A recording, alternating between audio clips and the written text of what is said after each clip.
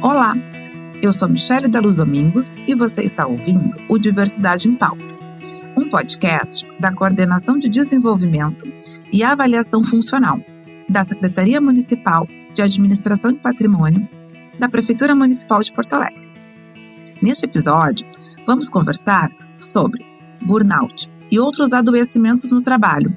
É possível prevenir? Nosso objetivo é refletir como o estresse constante e as pressões no ambiente de trabalho podem levar ao esgotamento emocional e físico, conhecido como síndrome de burnout, e outros tipos de adoecimento. A convidada de hoje é a psicóloga Suzana Reis Coelho, formada pela Universidade Federal do Rio Grande do Sul e especialista em psicologia organizacional e do trabalho.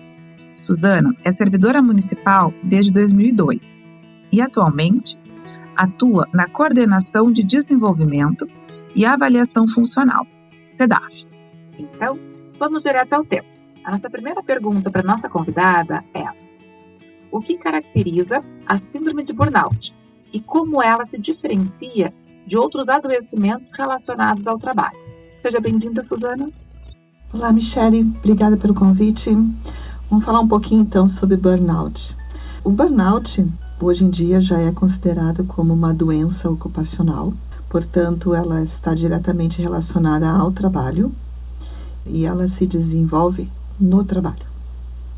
Diferente de outros transtornos mentais e outros adoecimentos, o burnout ela é uma síndrome que se desenvolve nos ambientes de trabalho.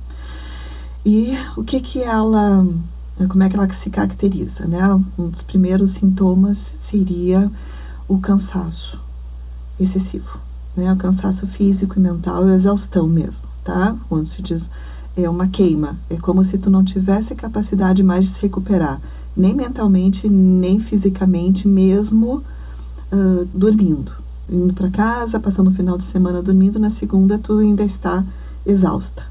E aí com isso começam os outros sintomas também, né?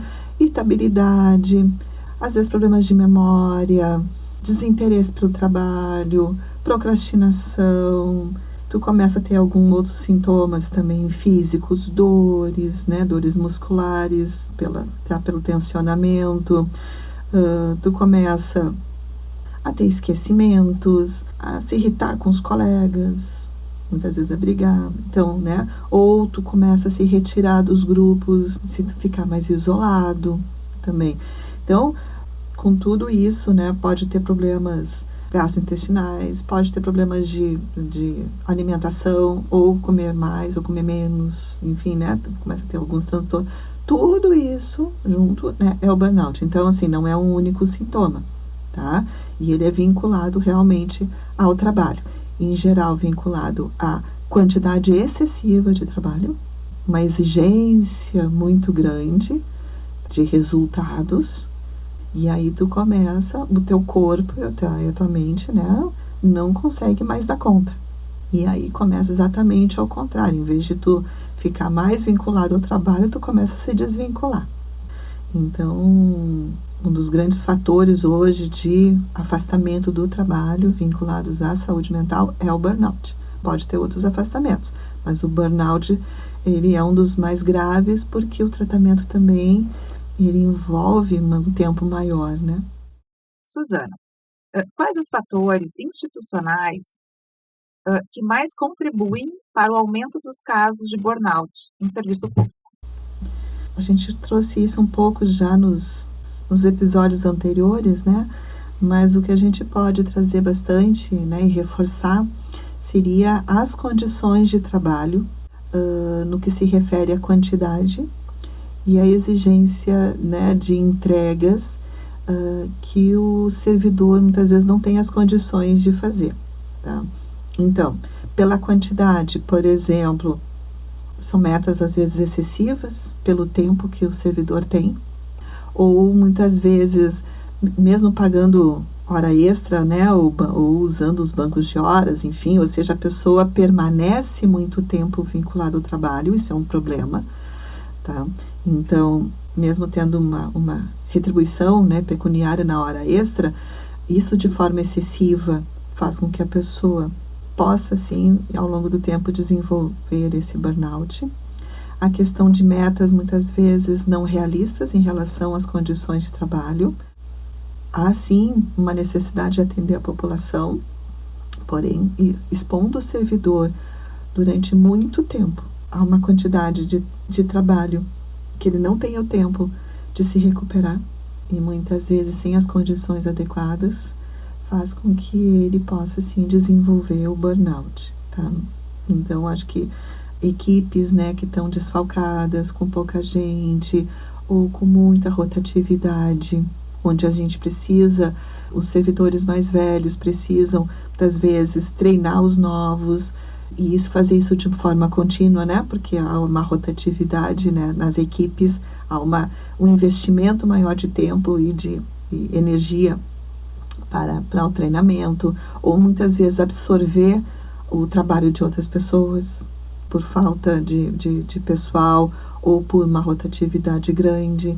Então, assim, a organização do trabalho, ela impacta diretamente, né, no desenvolvimento do burnout, quantidade e organização dos processos. No nível individual, acho que o sujeito poder se dar conta dos seus limites, isso é importante, quando começa a ultrapassar os limites, quando tu começa a ter os primeiros sintomas, isso é importante, ou seja, não está se conseguindo se recuperar de um cansaço, está começando a ter o desinteresse por algo que tu gostava, começa a se desinteressar, começa a ficar um pouco mais irritado no trabalho, ou não ter vontade de ir para o trabalho.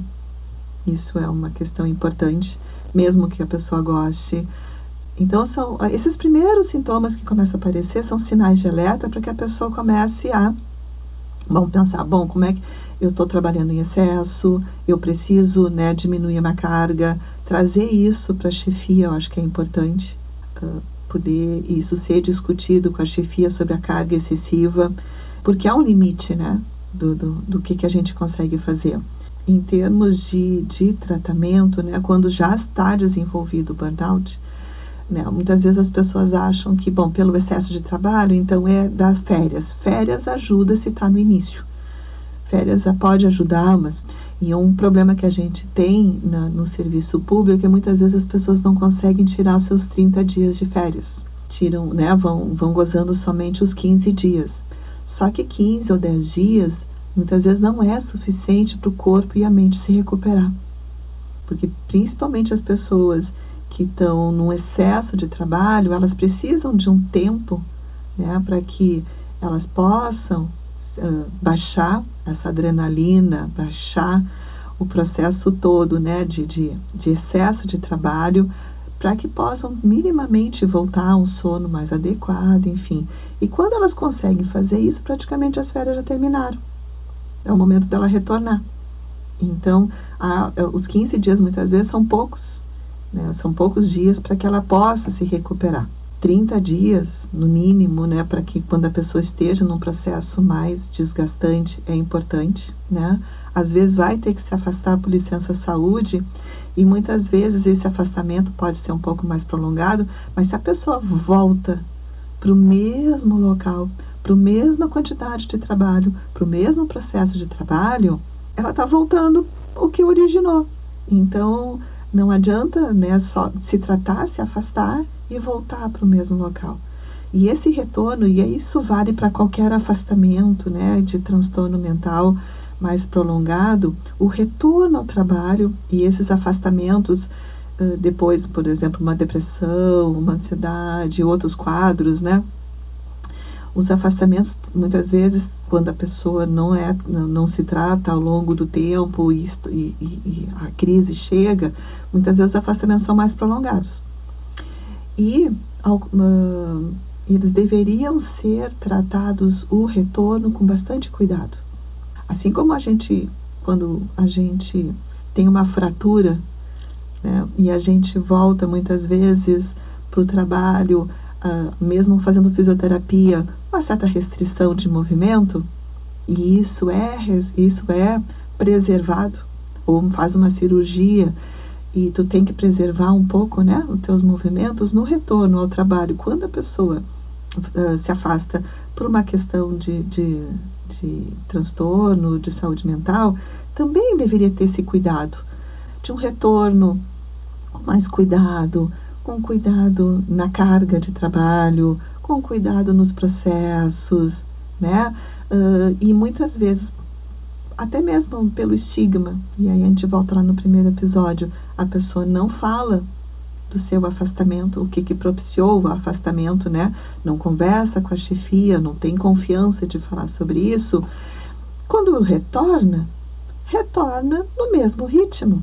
Então, há que se ter, e aí a gente volta, talvez, na política, né, de saúde mental no trabalho, de que também a gente tenha um cuidado com essas pessoas que passam muito tempo afastadas do trabalho.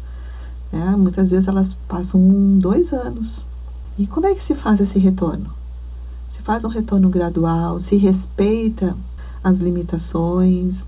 Muitas vezes a pessoa precisa, né, voltar com certo cuidado da chefia, né, com esse respeito ao que é possível ela fazer por um tempo. Então, esse é um cuidado que tem que se ter também no retorno de pessoas com burnout ao trabalho e talvez outros adoecimentos. De respeitar os limites para que a pessoa possa se recuperar e atingir, né, novamente, né, o seu desempenho de uma forma mais plena. O gestor, né, a preparação dos gestores é importante, porque ele não está lidando com o processo, ele está lidando com pessoas. Essa é uma grande questão. Quem é alçado ao cargo de gestor, na verdade, está fazendo a gestão de pessoas, em última instância. Mas também a gestão da saúde dele mesmo. Uma coisa que a gente vê é que muitas vezes os gestores também entram em processo de adoecimento e não se dão conta. Então, pela carga excessiva, pelo estresse excessivo, pela necessidade de entregar, né, e de responder a outras instâncias superiores e mesmo de lidar com os estresses das suas próprias equipes, muitas vezes essas pessoas mesmo acabam adoecendo e não se dão conta. Também tem um nível de exigência maior e o autocuidado diminui. Então, a gente sabe, né, que muitos gestores preservam muito pouco a sua saúde. Não se cuidam bem menos, muitas vezes, com a sua equipe. Aqueles que conseguem cuidar da sua equipe, muitas vezes não cuidam de si mesmo. Tá? Isso é um fator importante. Então, cuidar da sua equipe, o que significa? Manter a atenção, fazer reuniões mais constantes, acompanhar de perto o que está acontecendo, quais são, né, se há alguma necessidade de revisão dos processos, se as pessoas estão conseguindo, né, dar conta das metas ou do seu trabalho, se há necessidade de buscar outros recursos, de buscar apoio, às vezes, na chefia superior, né, em termos de RH ou em termos de revisão de processos.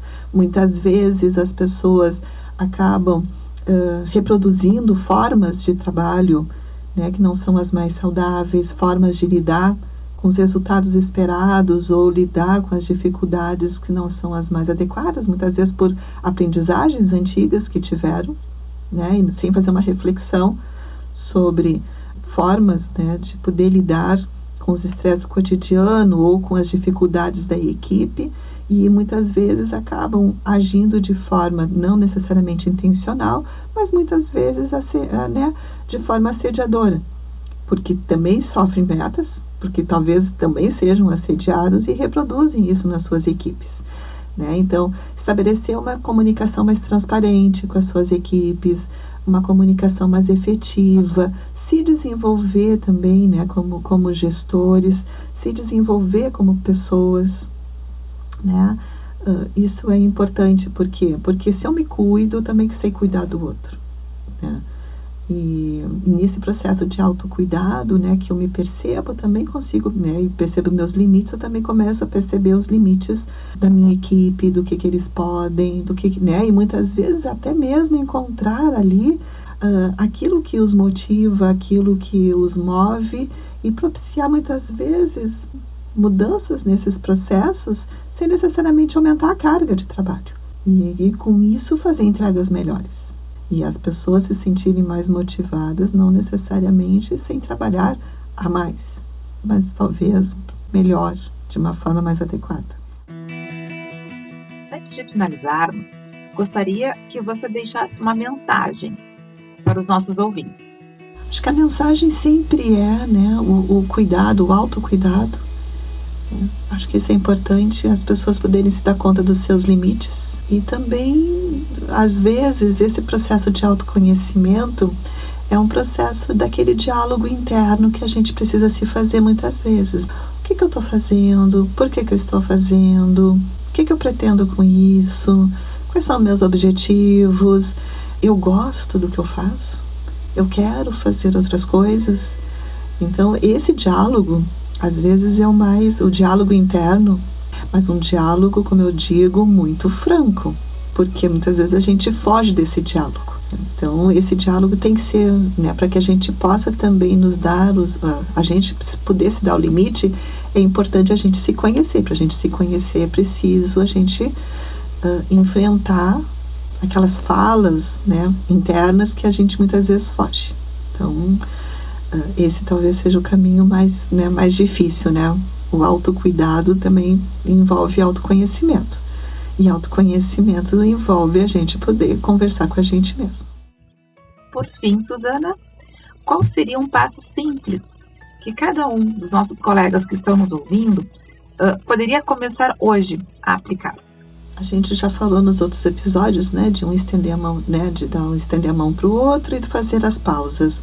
Eu acho que uma questão simples, talvez, e quando eu falei agora muito forte, né, da questão das lideranças, das chefias, né, é poder buscar esse diálogo, né, nas equipes, poder falar sobre o trabalho, poder, né, conversar sobre os processos, o que pode ser melhorado. Mesmo com poucas pessoas, muitas vezes as equipes estão desfalcadas, mas é nesses momentos principalmente que se tem que se conversar. Quando faltam os recursos é que a gente precisa olhar para os colegas e pensar na melhor forma da gente poder se organizar nos processos para poder minimamente dar conta, né, daquilo que a gente se propõe a fazer. Então, mesmo faltando recursos, faltando tempo, a gente precisa investir o tempo da conversa, porque esse tempo da conversa é o que talvez melhore os nossos processos e diminua a nossa carga. Agradecemos a nossa convidada, Suzana Reis Coelho, pela participação, pelas reflexões compartilhadas e a você, que nos acompanhou até aqui. O Diversidade em Pauta é uma realização da Secretaria Municipal de Administração e Patrimônio, com produção da Coordenação de Desenvolvimento e Avaliação Funcional SEDAF, em parceria com a Secretaria Municipal de Cultura, com o suporte técnico da Coordenação de Música e produção audiovisual do Estúdio Geral do FLAC. Até o próximo episódio.